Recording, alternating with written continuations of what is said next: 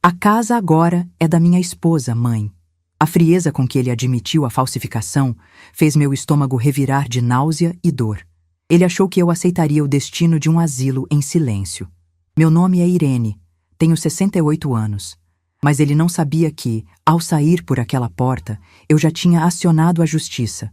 E o que ele leu naquela carta destruiu a vida dele em segundos. As palavras de Diogo caíram na sala como uma sentença de morte. Senti meu estômago revirar, o sangue gelar nas veias. Meus dedos apertaram a alça da bolsa com tanta força que as juntas ficaram brancas. Olhei para meu filho, aquele homem de 42 anos, de camisa social bem passada e sapato engraxado, e não consegui reconhecer o menino que eu embalei no colo durante tantas madrugadas de febre e pesadelo. Como é que é? Minha voz saiu rouca, quase num sussurro incrédulo. Ele não desviou o olhar. Havia uma frieza naqueles olhos castanhos que eu conhecia tão bem, uma dureza que nunca tinha visto antes. Diogo colocou um papel na mesa de centro, bem na minha frente, empurrando com a ponta dos dedos. O gesto foi calculado, ensaiado, como se ele tivesse praticado aquele momento várias vezes diante do espelho. Já está tudo resolvido. A casa agora está no nome da Vanessa. Transferência definitiva. Você vai para um lugar onde vão cuidar melhor da senhora. Peguei o papel com as mãos trêmulas. Escritura de transferência de propriedade. Meu endereço. Minha casa. 40 anos pagando aquele imóvel. 40 anos de prestações que comiam metade do meu salário de auxiliar de enfermagem. 40 anos de sacrifício, de plantões noturnos, de almoços empacotados em marmita para economizar cada centavo. E agora, naquele papel timbrado e oficial, com carimbos do cartório, o nome impresso era Vanessa Cristina Rezende Silva. Diogo, eu nunca... Minha garganta fechou. Eu nunca autorizei isso. Nunca assinei nada. Foi quando ela apareceu. Vanessa saiu do corredor que levava aos quartos.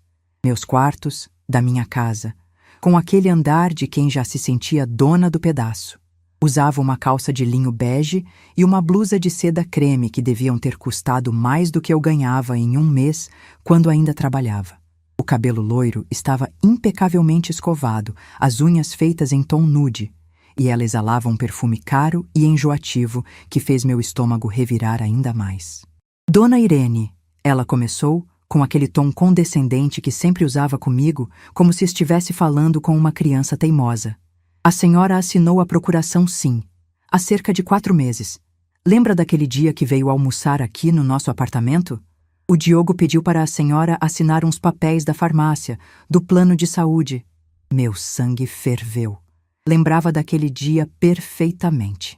Um domingo de março.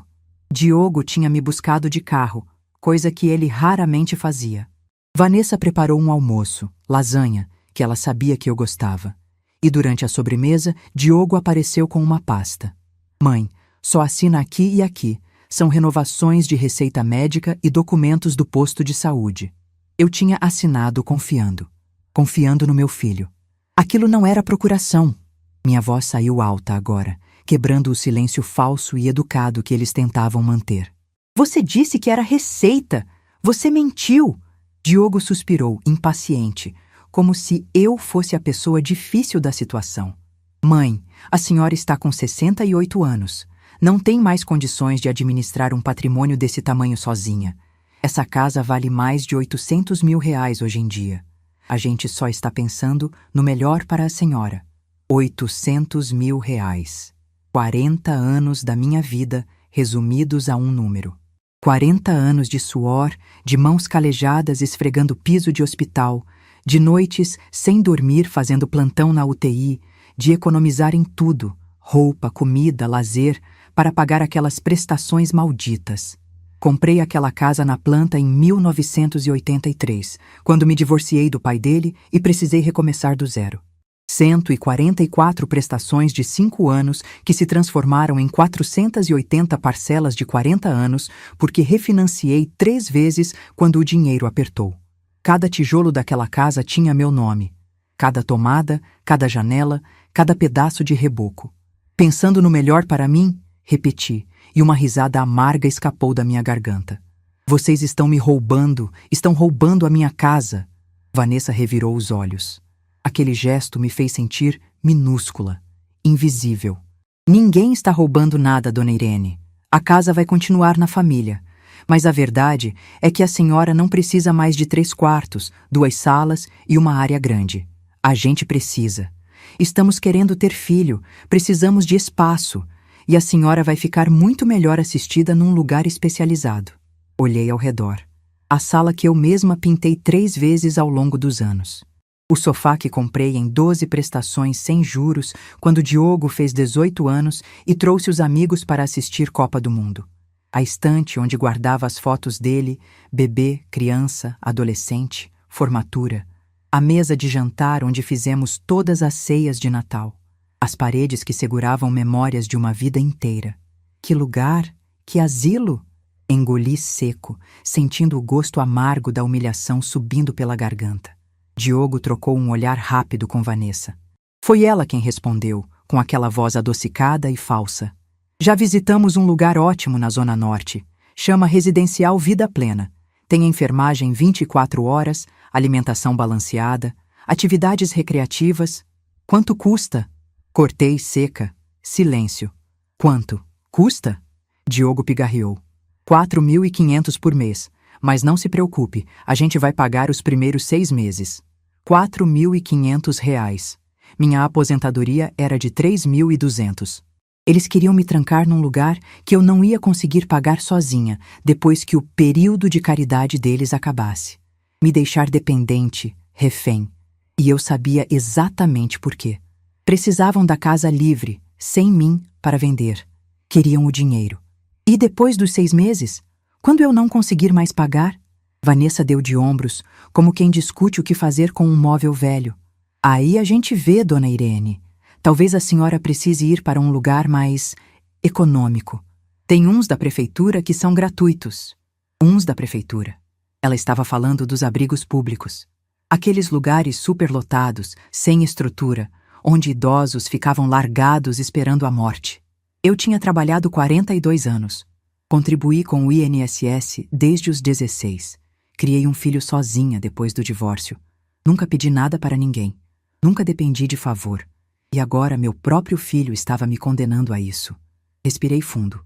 1, 2, 3 vezes. Não ia chorar. Não na frente deles. Não ia dar esse gosto. Quando eu preciso sair?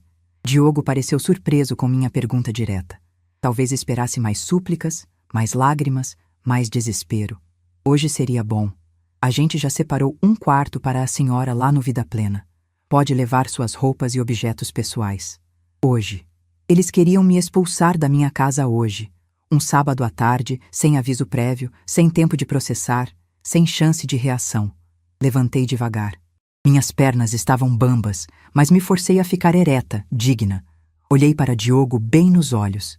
Você tem certeza disso, filho?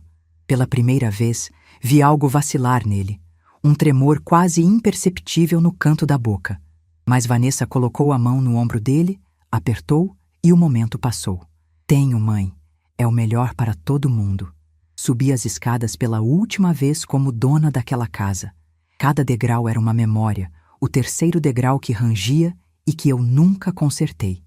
O corrimão que pintei de branco quando Diogo tinha 10 anos e ele me ajudou, espalhando tinta em tudo. A marca no rodapé onde ele bateu o skate e lascou a madeira. Entrei no meu quarto, aquele quarto onde eu tinha dormido sozinha por 25 anos depois do divórcio, onde chorei tantas noites me perguntando se estava fazendo tudo certo na criação dele, onde planejei cada conta, cada economia, cada sacrifício. Peguei minha mala velha do armário, a mesma que usei quando saí de casa aos 16 para trabalhar como doméstica em São Paulo, antes de fazer o curso de auxiliar de enfermagem. Dobrei minhas roupas com cuidado. Não tinha muitas. Nunca tive. Sempre preferi investir nas coisas dele. Tênis bom para o Diogo, material escolar de qualidade, cursinho preparatório para a faculdade. Eu usava roupa de bazar, consertava sandália na sapataria do seu Zé, cortava meu próprio cabelo. Guardei minhas 5 blusas, 3 calças, 2 vestidos simples. Peguei a foto do meu casamento. Não pelo meu ex-marido, mas porque Diogo estava na minha barriga naquela foto. Peguei a foto dele bebê, que eu sempre deixava na cabeceira. Peguei minha Bíblia surrada, que tinha sido da minha mãe. Olhei ao redor uma última vez. A cama de casal que comprei usada e restaurei. O criado mudo que meu pai me deu quando comprei a casa. O guarda-roupa de madeira maciça que levei 30 anos pagando. Ia deixar tudo para trás. Desci com a mala. Diogo e Vanessa estavam na sala, sentados no sofá, esperando. Ela mexia no celular. Ele olhava para o nada. Parei na porta. Vocês vão se arrepender disso. Não foi ameaça. Foi constatação. Disse com uma calma que nem eu sabia que tinha dentro de mim. Vanessa deu aquela risadinha de deboche. Ai, dona Irene, para de drama. Diogo não riu, mas também não disse nada. Abri a porta.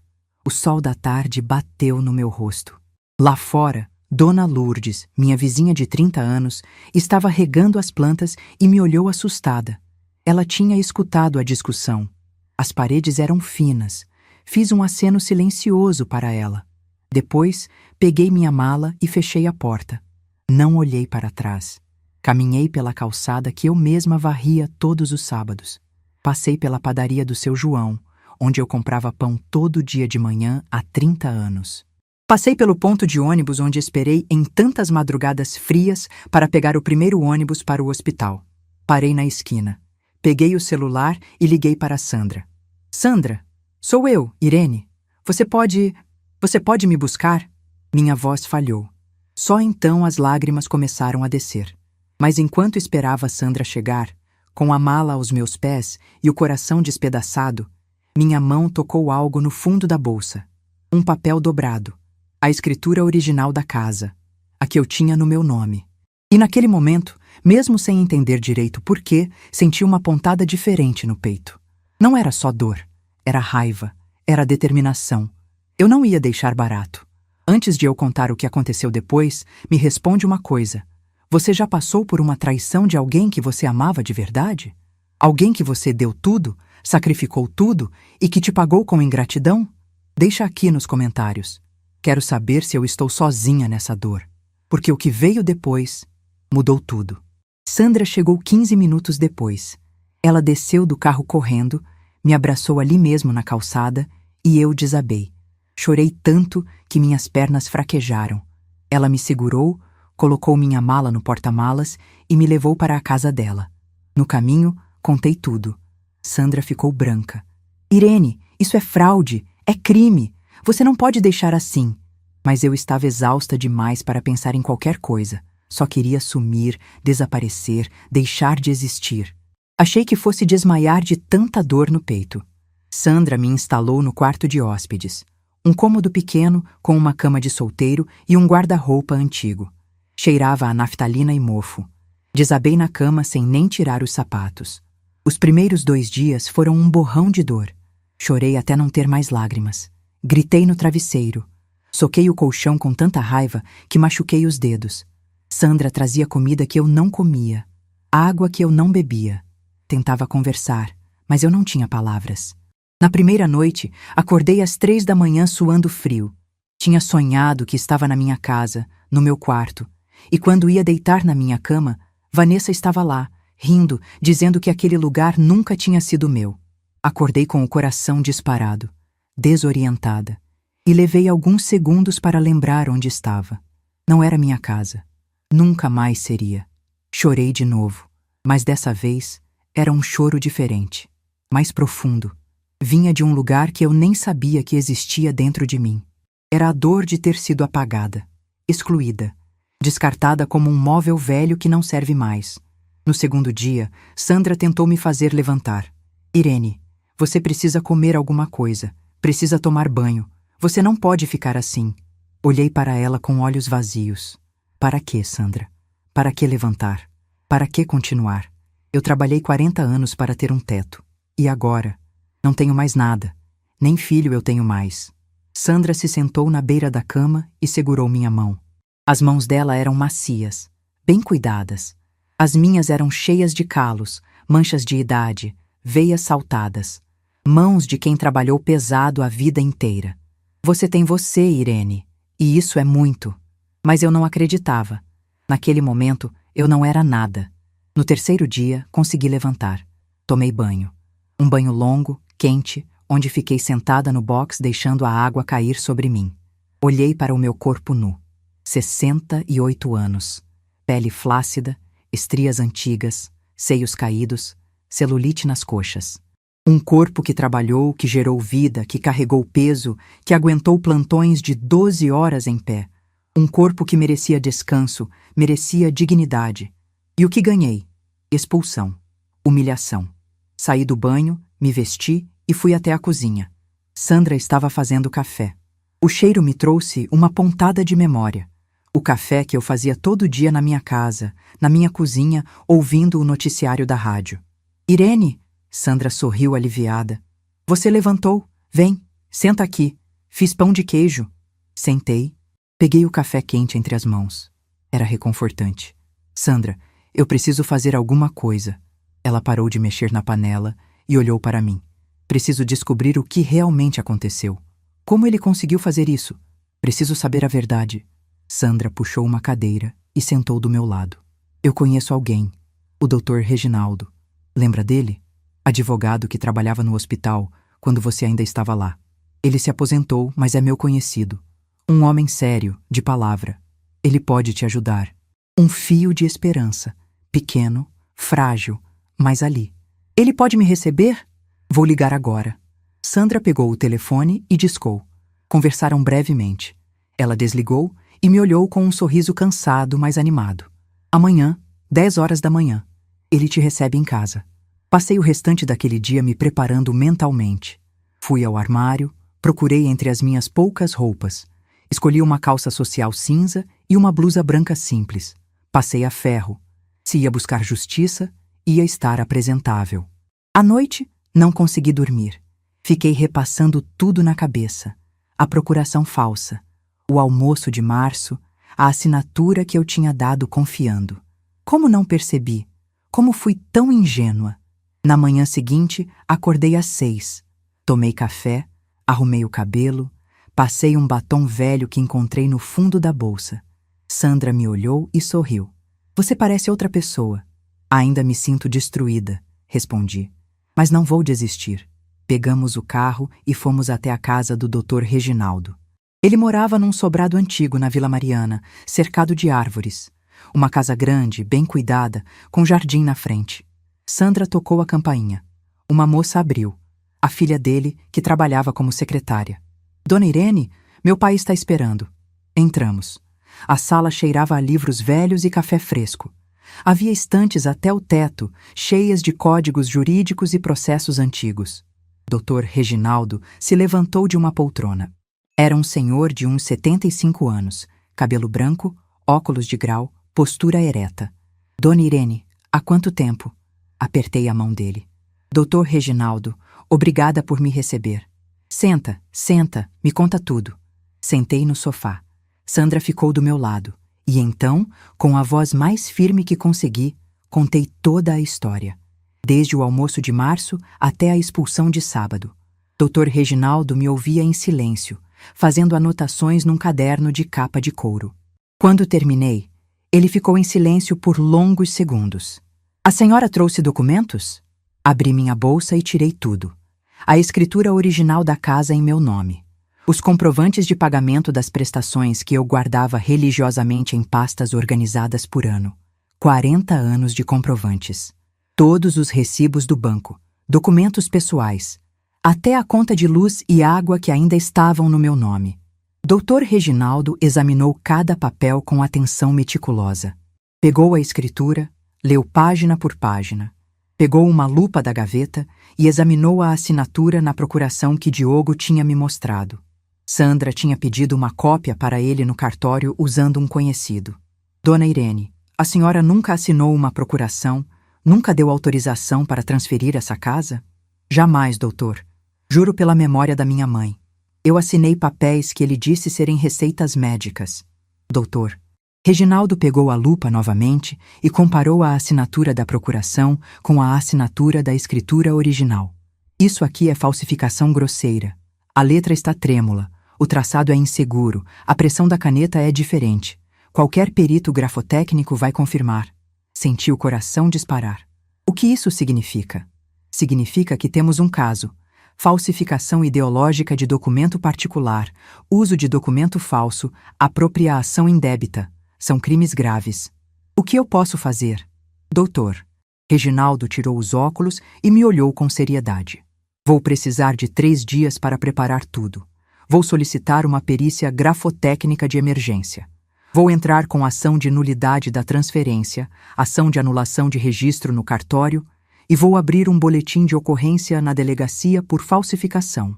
Também vou pedir uma liminar para bloquear qualquer tentativa de venda do imóvel. 3 dias. 72 horas entre mim e a possibilidade de justiça. Quanto vai custar? Ele sorriu de leve. Dona Irene, lembro de quando a senhora cuidou da minha mãe na UTI. Ficou 3 noites sem dormir ao lado dela. Não vou cobrar nada. Isso aqui é pessoal. Minhas lágrimas voltaram, mas dessa vez eram diferentes. Eram lágrimas de gratidão. Saímos de lá e Sandra me levou para almoçar num restaurante simples. Comida por quilo. Peguei arroz, feijão, um pedaço de frango. Comi pela primeira vez em dias. Tinha gosto de esperança. Nos 3 dias seguintes, esperei. Cada hora parecia uma eternidade. Dr. Reginaldo trabalhou rápido. No 2º dia, ele me ligou. A perícia está agendada para amanhã de manhã. No 3º dia, ele me ligou de novo. Dona Irene, pode vir aqui? Fui correndo. Sandra me levou. Quando chegamos, Dr. Reginaldo tinha um sorriso discreto no rosto. O laudo chegou. Assinatura falsificada. Perícia grafotécnica confirma. A assinatura na procuração não é da senhora. Fechei os olhos e respirei fundo. E agora? Agora eu protocolo tudo, hoje mesmo. Ele me mostrou os documentos. Ação de nulidade de transferência. Pedido de cancelamento de registro. Boletim de ocorrência. E o melhor, pedido de prisão preventiva para ambos por risco à ordem pública e possibilidade de destruição de provas. Prisão? Engoli seco. Dona Irene, eles cometeram um crime grave. Falsificaram documento. Usaram esse documento falso para roubar um patrimônio. A justiça precisa agir rápido. Assinei tudo. Cada papel, cada documento, cada petição. E Dr. Reginaldo protocolou tudo numa quinta-feira à tarde. Na sexta de manhã, às 9 horas, o oficial de justiça tocou a campainha da minha casa. A casa que agora estava no nome de Vanessa, mas que ainda tinha minhas plantas na varanda, meus móveis na sala, minha vida inteira dentro. E eu não estava lá para ver a cara deles quando abriram aquele envelope. Mas Dr. Reginaldo conseguiu o relatório do oficial depois e me contou cada detalhe. Diogo abriu a porta, recebeu o envelope, assinou o protocolo, fechou a porta. O oficial escutou do lado de fora um grito abafado. Depois uma discussão, Vanessa gritando, Diogo gritando de volta. E então, silêncio. Meu celular tocou 17 vezes naquela manhã. Todas as ligações eram dele, não atendi nenhuma. Deixei tocar até cair na caixa postal. Na 18ª ligação, eu desliguei o celular e sorri pela primeira vez em uma semana. A notificação judicial era clara. Diogo e Vanessa tinham 24 horas para comparecer à delegacia e prestar depoimento. A liminar bloqueava qualquer venda ou transferência do imóvel. E o processo penal estava aberto. Dr. Reginaldo me ligou naquela tarde. Dona Irene, eles tentaram me contatar. Deixei bem claro que qualquer comunicação deve ser feita através de mim. A senhora não precisa falar com eles. Obrigada, doutor. Mas a verdade é que eu queria falar. Queria ver a cara deles. Queria que sentissem uma fração da humilhação que me fizeram sentir. A audiência na delegacia foi marcada para segunda-feira, 10 horas da manhã. Sandra insistiu em me acompanhar. Dr. Reginaldo também estaria lá. Passei o fim de semana numa estranha calma. Consegui dormir. Comi direito. Assisti televisão com Sandra. Era como se uma tempestade tivesse passado e agora eu estava no olho do furacão, naquele silêncio antes do caos final. No domingo, arrumei minha roupa. Calça social preta, blusa branca, sapato fechado. Passei batom. Penteei o cabelo. Me olhei no espelho e não reconheci a mulher que me encarava de volta. Havia algo diferente nos meus olhos. Não era mais desespero, era determinação. Segunda-feira chegou. Sandra me buscou às 8h30. Chegamos à delegacia às 9h40. Doutor Reginaldo já estava lá, com uma pasta cheia de documentos. E eles também estavam. Diogo e Vanessa sentados em cadeiras separadas no corredor. Ele estava com olheiras fundas, a barba por fazer, roupa amarrotada. Ela chorava compulsivamente, com o rímel escorrido, o cabelo despenteado. Estavam destruídos. Quando Diogo me viu, levantou num pulo e fez algo que eu nunca imaginei que veria. Caiu de joelhos no chão, bem ali, na frente de todo mundo.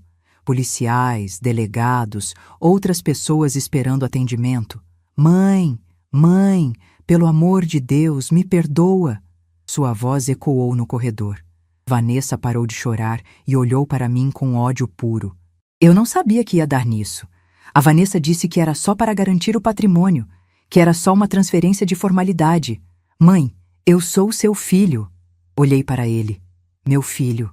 O menino que eu amamentei, que eu embalei no colo, que eu levei para a escola, que eu cuidei quando teve catapora, que eu consolei quando brigou com a namoradinha do colégio. E tudo que senti foi nada. Vazio. Levanta daí, Diogo. Minha voz saiu fria, controlada. Você deixou de ser meu filho quando assinou meu nome naquele papel. Ele tentou segurar minha mão. Puxei para trás. Mãe, por favor, eu vou devolver tudo. A gente vai desfazer a transferência, só não me denuncie. A delegada abriu a porta do corredor. Família Silva? Podem entrar. Dr. Reginaldo tocou meu cotovelo. Vamos. Entramos. Uma sala pequena, com mesa de metal, cadeiras desconfortáveis, cheiro de papel velho e café requentado. A delegada, uma mulher de uns 40 anos, com cabelo preso num coque apertado, nos indicou as cadeiras. Diogo e Vanessa sentaram de um lado. Eu, Sandra e Dr. Reginaldo do outro. A delegada abriu a pasta. Estamos aqui para tratar do caso de falsificação ideológica e transferência fraudulenta de imóvel. Dr. Reginaldo, o senhor pode apresentar as provas? Dr. Reginaldo abriu sua pasta e começou a tirar documentos. O laudo grafotécnico, a escritura original, os 40 anos de comprovantes de pagamento, tudo organizado, catalogado, irrefutável. A assinatura na procuração é falsa. A perícia confirma. A senhora Irene nunca autorizou essa transferência. Foi induzida a assinar documentos sob falso pretexto. A delegada examinou cada papel. Depois olhou para Diogo e Vanessa. Vocês querem dizer alguma coisa? Vanessa explodiu. Ela está inventando. Ela a assinou sim. Ela que está caduca não lembra de nada. Caduca? Minha voz saiu gelada. Eu lembro de cada centavo que gastei naquela casa. Lembro de cada prestação, cada sacrifício. E lembro perfeitamente que nunca assinei procuração nenhuma. Diogo tentou outra abordagem. Delegada, foi um mal-entendido. A gente pode resolver isso em família. Não precisa chegar nesse ponto. Chegou nesse ponto? A delegada cortou, seca. Isso aqui é crime. Falsificação de documento particular.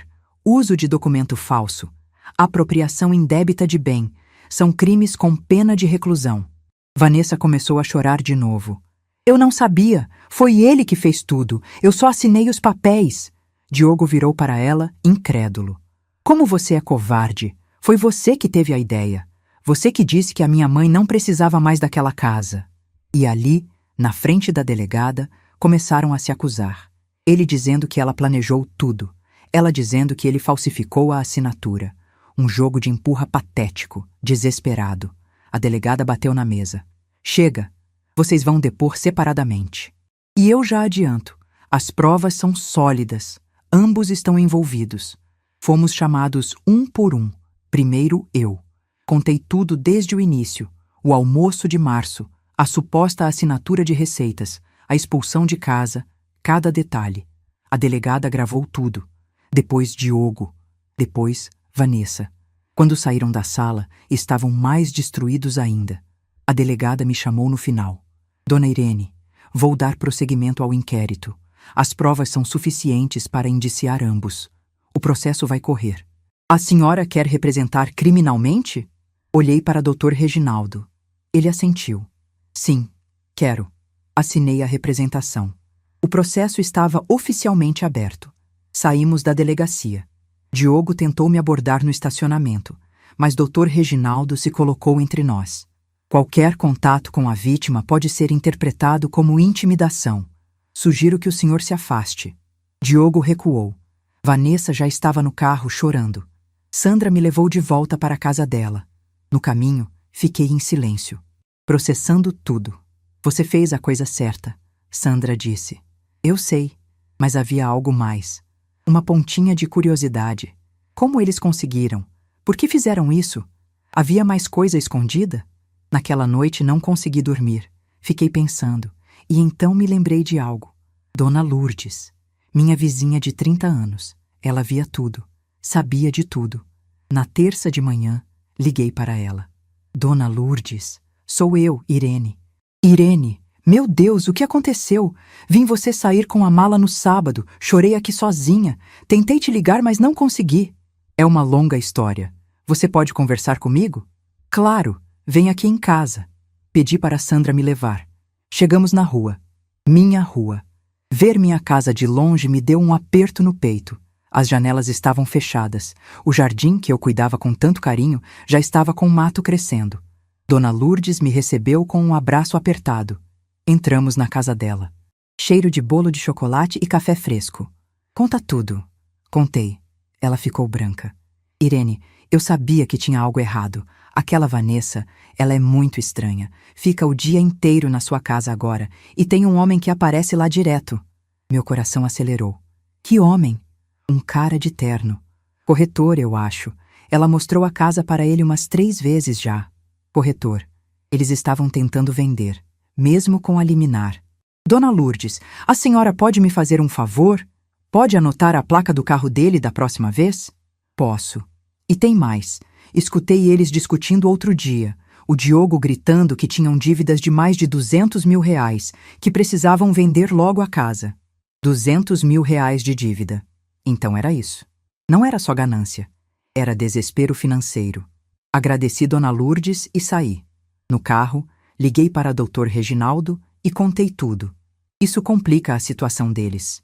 Vou pedir investigação das movimentações financeiras. Se eles têm dívidas, isso fortalece a motivação do crime. Os dias seguintes foram de investigação. Dr. Reginaldo conseguiu, através de ordem judicial, acesso aos extratos bancários deles. E o que descobriu foi assustador. Diogo tinha um empréstimo consignado de 80 mil reais. Vanessa tinha 3 cartões de crédito estourados, totalizando 50 mil reais. Eles tinham financiado um carro de luxo de 120 mil reais que não conseguiam pagar. E o pior, Diogo tinha investido 60 mil reais num esquema de pirâmide financeira que quebrou. Total, 310 mil reais de dívidas. Minha casa valia 800 mil. Para eles, era a solução perfeita. Me tirar do caminho, vender o imóvel, pagar as dívidas e ainda sobrar uma graninha. Dr. Reginaldo anexou tudo ao processo. Dona Irene, isso aqui é premeditação. Eles planejaram tudo. Senti náusea. Meu próprio filho. Planejou me roubar para pagar dívidas de irresponsabilidade financeira. 2 semanas depois, veio a audiência de conciliação. Um último momento, onde poderíamos fazer um acordo antes do processo ir para julgamento. Cheguei ao fórum acompanhada de Dr. Reginaldo e Sandra. Diogo e Vanessa estavam lá com um advogado de defesa, um homem jovem, de terno mal ajustado, que não parava de suar. O juiz, um senhor de uns 60 anos, entrou e todos ficamos de pé. Podem sentar. Estamos aqui para tentar uma conciliação. Dr. Reginaldo? Dr. Reginaldo se levantou e, com voz firme e clara, apresentou todo o caso. Cada documento, cada prova, cada mentira. Foi cirúrgico, implacável. O advogado de defesa tentou argumentar. Meritíssimo, houve um mal-entendido familiar. Mal-entendido? O juiz o interrompeu. Temos falsificação de assinatura confirmada por perícia. Isso não é mal-entendido, é crime. Silêncio. O juiz olhou para Diogo e Vanessa. Vocês querem dizer algo? Diogo se levantou trêmulo. Meritíssimo, eu cometi um erro terrível, mas sou filho dela. Podemos resolver isso.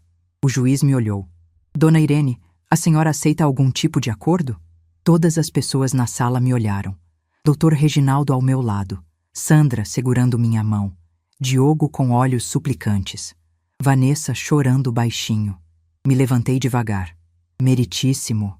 Trabalhei 40 anos pagando aquela casa. 40 anos de suor, de noites sem dormir, de sacrifício. Fiz tudo pelo meu filho. E ele me pagou com traição, mentira e roubo. Não aceito acordo nenhum. Quero justiça. O juiz assentiu. Então não há conciliação. O processo segue para julgamento. E com base nas provas apresentadas, determino a imediata reversão da propriedade para o nome da senhora Irene. Além disso, condeno os réus ao pagamento de R$50 mil de indenização por danos morais. O processo criminal também terá prosseguimento. Vanessa soltou um grito. Diogo colocou as mãos no rosto. O juiz bateu o martelo. Está encerrada a audiência. Saí daquele fórum com a cabeça erguida. Minha casa voltaria para meu nome. E eles pagariam. De todas as formas possíveis. Mas quando cheguei no estacionamento, meu celular tocou. Número desconhecido. Atendi. Dona Irene? Uma voz feminina, trêmula. Sou Jéssica, irmã da Vanessa. A senhora precisa saber de uma coisa. Algo que nem o Diogo sabe. Meu coração disparou. O quê? A Vanessa, ela tem mais um plano. Ela não vai desistir. E envolve documentos que ela escondeu no sótão da casa. Documentos que provam coisas piores. A ligação caiu. Olhei para Dr. Reginaldo e Sandra. Precisamos voltar na minha casa. Agora. Dr. Reginaldo não perdeu tempo. Pediu uma ordem de busca e apreensão com urgência, alegando possibilidade de destruição de provas. O juiz, já familiarizado com o caso e claramente indignado com a situação, concedeu a ordem em menos de 2 horas. Na manhã seguinte, quarta-feira, às 8 horas, estávamos todos na frente da minha casa. Eu, Dr. Reginaldo, Sandra, 2 policiais civis e um oficial de justiça. Meu coração batia descompassado. Ver aquela casa de perto de novo, depois de quase 3 semanas afastada, era como olhar para um pedaço arrancado de mim. O portão estava trancado.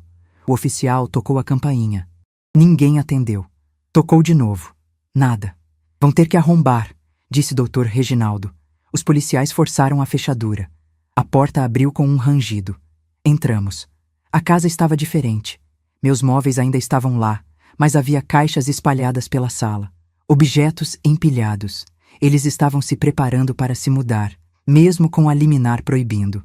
A audácia era impressionante. O sótão fica onde? Perguntou um dos policiais.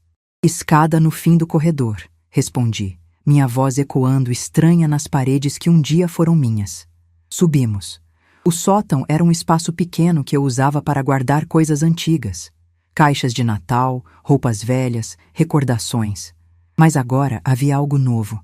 Uma caixa de papelão parda, lacrada com fita adesiva reforçada, escondida atrás das minhas caixas velhas. O policial pegou a caixa e desceu. Colocou sobre a mesa da sala. O oficial de justiça fotografou tudo. Doutor. Reginaldo colocou luvas de látex e abriu. Dentro havia pastas. Muitas pastas. E o que tinha nelas fez meu sangue gelar. Contratos. Contratos de empréstimo no meu nome. 4 contratos diferentes, totalizando R$300 mil, todos assinados nos últimos 8 meses. Minha assinatura falsificada em cada um deles. Meu Deus! Sandra sussurrou. Dr. Reginaldo examinou cada documento com atenção crescente, sua expressão ficando cada vez mais séria. Dona Irene, eles não estavam só roubando sua casa. Estavam usando sua identidade para pegar empréstimos. Isso é muito mais grave. Minha cabeça girou. R$300 mil em empréstimos fraudulentos. Dívidas que eu nunca fiz, que eu nem sabia que existiam, mas que estavam no meu nome. Como eu não recebi notificação de nada disso? Dr. Reginaldo folheou os contratos. Eles mudaram seu endereço cadastral. Colocaram o endereço de um apartamento. É o apartamento deles. Todas as correspondências iam para lá. Havia mais. Extratos bancários mostrando que o dinheiro tinha sido depositado na conta de Vanessa. Comprovantes de pagamento de cartão de crédito. Comprovantes do financiamento do carro. Tudo pago com o dinheiro dos empréstimos fraudulentos no meu nome. E tinha mais uma pasta, menor, com algo que me fez sentir o chão sumir. Um contrato de internação. Residencial Vida Plena. Contrato de 6 meses, já assinado, já pago. Primeiro mês, R$ 4.500. Mas ali dizia claramente, após o período inicial, a responsabilidade financeira seria da paciente, ou seja, eu. E se eu não conseguisse pagar, seria transferida para instituição pública conveniada. Eles tinham planejado cada passo: me tirar da casa, me trancar num asilo, pegar empréstimos no meu nome, vender a casa, e quando o dinheiro acabasse, me jogar num abrigo público e desaparecer. Isso é tentativa de homicídio patrimonial, doutor. Reginaldo disse, e sua voz tremia de raiva contida. Eles estavam destruindo sua vida financeira, sua saúde mental, sua existência. Isso é assassinato civil. Sentei na minha cadeira, aquela cadeira onde eu tomava café todo dia por 30 anos, e coloquei as mãos no rosto. Não estava mais triste. Estava furiosa. O que fazemos agora? Agora? Dr. Reginaldo fechou as pastas e olhou para o oficial de justiça. Agora, nós destruímos a vida deles do jeito que eles tentaram destruir a sua. Os policiais apreenderam tudo. Cada documento, cada contrato, cada comprovante. Tudo foi catalogado, fotografado, documentado. O oficial de justiça fez o relatório completo. Dr. Reginaldo ligou para o juiz diretamente. Explicou o que tinha sido encontrado. 20 minutos depois, tinha a resposta. Mandado de prisão temporária expedido para ambos. Estelionato qualificado, falsificação de documento particular, uso de documento falso, apropriação indébita majorada. Pena estimada: 4 a 8 anos de reclusão. Eles vão ser presos hoje, Dr. Reginaldo disse, desligando o telefone. Senti uma mistura de alívio e dor. Meu filho ia ser preso, por minha causa. Não, me corrigi mentalmente, por causa dele mesmo, pelas escolhas que ele fez. Saímos da casa. Dr. Reginaldo foi direto para o fórum protocolar os novos documentos. Os policiais foram executar os mandados de prisão. Sandra me levou de volta para a casa dela. Não consegui almoçar. Fiquei sentada na sala, olhando para o nada, processando. Às 3 da tarde, Dr. Reginaldo ligou. Está feito. Ambos foram presos há 1 hora. Estão na delegacia agora. Amanhã vão para a audiência de custódia. Fechei os olhos. Obrigada, doutor. Naquela noite, Diogo conseguiu fazer uma ligação. Para mim. Não sei como conseguiu meu número atualizado. O telefone tocou às 10 da noite. Olhei para o visor. Presídio Regional de São Paulo. Atendi. Mãe. Sua voz estava quebrada, destruída. Mãe, pelo amor de Deus, eu estou na cadeia, na cadeia. Eu nunca imaginei. Mãe, eu sou seu filho. Fiquei em silêncio. Mãe, fala alguma coisa. Eu sei que errei. Eu sei, mas isso aqui está me matando. Por favor, retira a queixa. Por favor. Você sabe quanto tempo eu levei para pagar aquela casa, Diogo? Ele ficou em silêncio do outro lado. 40 anos. 40 anos de trabalho pesado, de plantão noturno, de economizar em tudo. Eu criei você sozinha. Sozinha. Seu pai me deixou quando você tinha 2 anos. E eu nunca te deixei faltar nada. Você teve escola boa, roupa boa, comida na mesa, casa limpa. Eu nunca te pedi nada em troca. Só esperava respeito, dignidade. E o que você fez? Falsificou minha assinatura. Pegou empréstimos no meu nome. Ia me jogar num asilo e desaparecer com meu dinheiro. Mãe, eu estava desesperado. As dívidas. A Vanessa. Não bota a culpa só nela. Vocês dois fizeram juntos. E você sabia exatamente o que estava fazendo. Ouvi um soluço do outro lado da linha. Eu vou morrer aqui dentro, mãe. Eu não aguento. Você não vai morrer. Vai cumprir sua pena. Vai ter tempo para pensar no que fez. E quem sabe um dia você entende o tamanho da sua traição.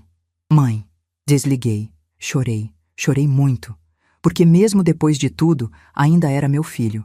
E uma parte de mim, pequenininha, lá no fundo, ainda lembrava do menino de 5 anos que corria na minha casa gritando: "Mamãe, olha o que eu desenhei!"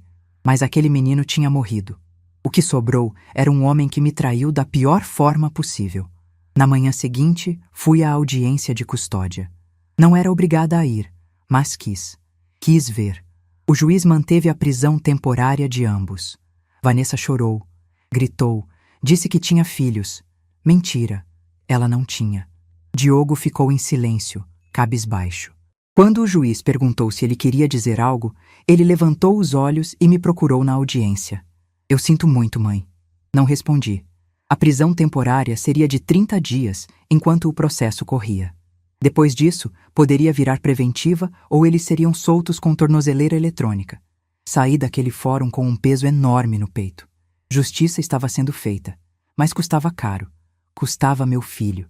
Sandra me abraçou no estacionamento. Você fez o certo, não importa o quanto doa. Eu sei, mas dói mesmo assim. Naquela semana, comecei os trâmites para recuperar minha casa oficialmente. A reversão da escritura foi rápida, afinal, as provas eram irrefutáveis. Em 10 dias, a casa voltou para o meu nome. Dr. Reginaldo me acompanhou ao cartório. Assinei os documentos, recebi a nova escritura. Minha casa, de novo, oficialmente. Quando a senhora vai voltar? Ele perguntou. Ainda não sei. Preciso limpar aquele lugar, tirar qualquer rastro deles. E foi o que fiz. No sábado seguinte, Sandra me ajudou. Chegamos cedo, 8 da manhã. Troquei todas as fechaduras. Eram 6 fechaduras no total. Gastei R$ 1.200. Chamei um serralheiro para instalar grades reforçadas nas janelas. R$ 1.800. Entrei na casa. O cheiro estava diferente. Cheiro de mofo, de abandono. Abri todas as janelas. Comecei a limpeza. Joguei fora tudo que era deles. As roupas de Vanessa que ainda estavam no armário. Os produtos de beleza dela no banheiro. O tênis do Diogo esquecido na garagem. Tudo em sacos de lixo. 6 sacos enormes que foram direto para o caminhão de lixo. Limpei cada cômodo. Esfreguei o chão. Lavei as janelas. Pintei as paredes. Comprei tinta branca nova, 3 latas de 20 litros, R$ 340. Sandra me ajudou a pintar. Levamos 2 dias inteiros. Quando terminamos, na noite de domingo, a casa estava irreconhecível. Limpa, branca, vazia deles. Agora sim, eu disse, olhando ao redor. Agora é minha de novo. Mas quando fui dormir naquela noite, a primeira noite de volta na minha casa, ouvi um barulho na janela da frente. Um arranhão leve. Levantei, fui até a sala. Alguém tinha jogado um papel pela janela entreaberta.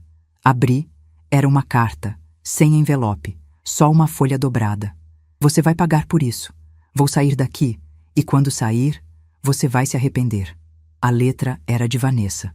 Minha mão tremeu, mas então respirei fundo. Peguei o papel, fotografei e enviei para Dr. Reginaldo. Ele respondeu em 2 minutos. Ameaça por escrito. Vou anexar ao processo. Isso só piora a situação dela. Rasguei o papel e joguei no lixo. Tranquei todas as portas, todas as janelas e dormi tranquila. Porque agora eu estava protegida. Eu estava em casa e ninguém ia me tirar dali de novo. O julgamento aconteceu 4 meses depois. 4 meses de processo, de depoimentos, de perícias. Diogo e Vanessa responderam em liberdade com tornozeleira eletrônica depois dos 30 dias de prisão temporária. Mas suas vidas já estavam destruídas. O casamento acabou antes mesmo do julgamento. Vanessa culpou Diogo. Diogo culpou Vanessa. Ela voltou para a cidade natal, para a casa da mãe no interior. Ele perdeu o emprego quando a história vazou. Ninguém queria contratar um homem condenado por roubar a própria mãe. Diogo se mudou para um quartinho alugado na Zona Sul. R$ 500 por mês. Um cubículo de 9 metros quadrados, sem janela, úmido. Começou a vender produtos de catálogo para sobreviver. Maquiagem, perfume, panelas. Mal conseguia pagar o aluguel. Dona Lourdes me contava as novidades. Ela via ele passar pela rua às vezes, olhando para minha casa com uma expressão que ela descrevia como de cachorro abandonado. Mas ele nunca se aproximou. Tinha medida protetiva. Se chegasse a menos de 200 metros, voltaria para a cadeia. Vanessa tentou processar Diogo por tudo. Queria responsabilizá-lo sozinho. Mas as provas mostravam cumplicidade clara. Ela tinha assinado documentos, tinha recebido dinheiro, tinha participado ativamente de cada etapa do plano. Não tinha como fugir. O julgamento foi rápido. Dr. Reginaldo apresentou todas as provas, a perícia grafotécnica, os contratos fraudulentos, os extratos bancários, os depoimentos.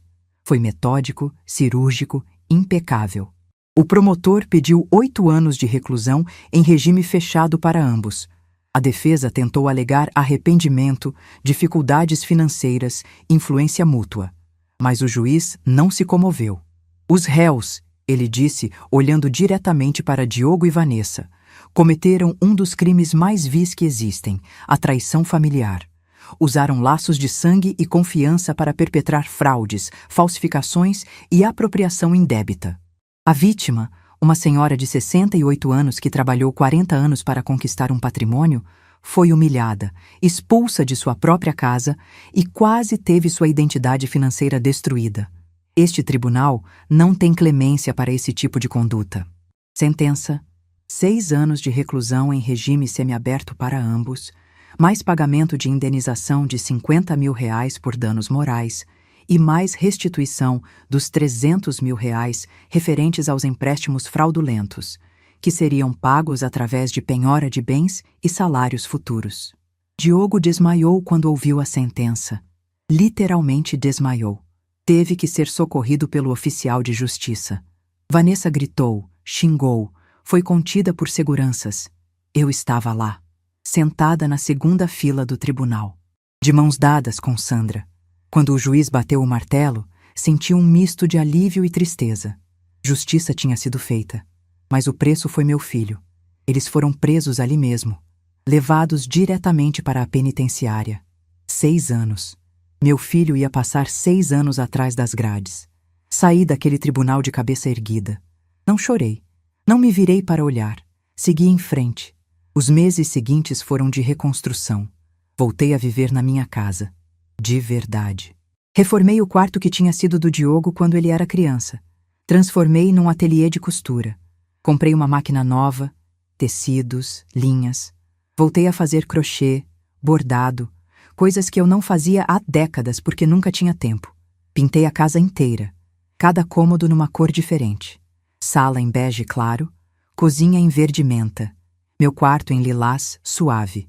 Cores que me faziam feliz, cores que não tinham memória de traição.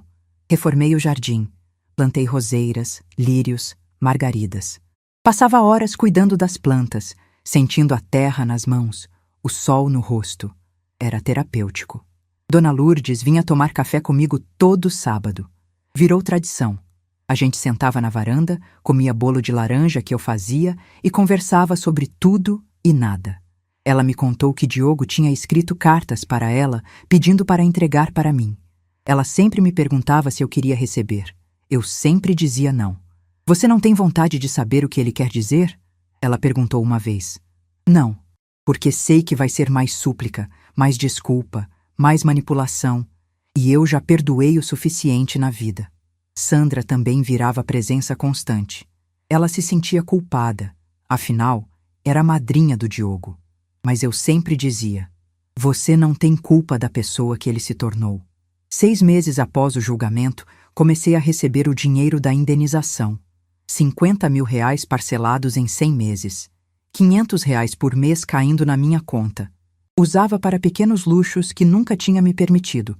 Ia ao salão, arrumar o cabelo, comprava roupa nova, jantava em restaurante de vez em quando. Os 300 mil dos empréstimos fraudulentos foram cancelados judicialmente. Meu nome foi limpo. Meu CPF voltou a estar regularizado. Fiz questão de puxar minha certidão negativa e emoldurar. Parecia besteira, mas era minha dignidade de volta. 1 ano depois do julgamento, me mudei de vez para a Zona Leste. A casa ficou pequena demais para mim. Vendi por R$700 mil. O mercado tinha desvalorizado um pouco, mas não me importei. Com esse dinheiro, comprei um apartamento de 2 quartos na Muca, perto do metrô. R$300 mil. Usei mais 50 mil para mobiliar tudo do zero. Móveis novos, sem memórias ruins. Com o restante, R$350 mil, investi em renda fixa. Rendimento mensal de R$3 mil. Somado com minha aposentadoria, passei a ter R$6.200 por mês. Confortável, tranquilo, digno. Diogo escreveu, várias vezes, As cartas chegavam via presídio. Eu as recebia lacradas, olhava o remetente e jogava no lixo sem abrir. Não tinha interesse. Algumas pessoas me julgaram por isso. Mas é seu filho? Sim. E foi exatamente por isso que a traição foi tão profunda. Na última carta, que foi a única que eu abri 2 anos depois do julgamento, ele escrevia: Mãe, já faz 2 anos que estou aqui dentro. 2 anos para pensar no que fiz. Não passo um dia sem lembrar da senhora. Sem lembrar da casa, das suas comidas, das suas brigas quando eu voltava tarde, de tudo que a senhora fez por mim. Eu estraguei tudo. Destruí a única pessoa que realmente se importou comigo. Por dinheiro, por dívida, por fraqueza. Não espero perdão. Não mereço. Só queria que soubesse que eu sinto muito, mais do que qualquer palavra pode expressar. Seu filho, se ainda posso me chamar assim, Diogo. Li. Dobrei. Guardei numa gaveta. Não respondi.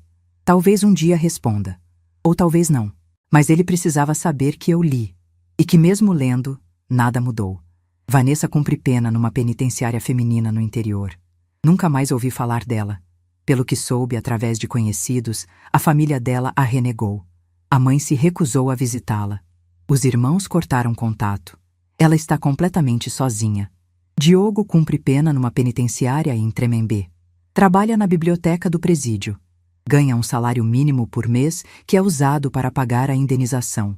Deve sair daqui a 4 anos com bom comportamento. E eu? Eu estou bem. Melhor do que estive em muito tempo. Moro num apartamento claro, arejado, que é completamente meu, sem dívidas, sem tristezas, sem traições. Voltei a ter amigas. Participo de um grupo de artesanato que se reúne toda quinta. Viajo de vez em quando. Fui para o litoral norte mês passado.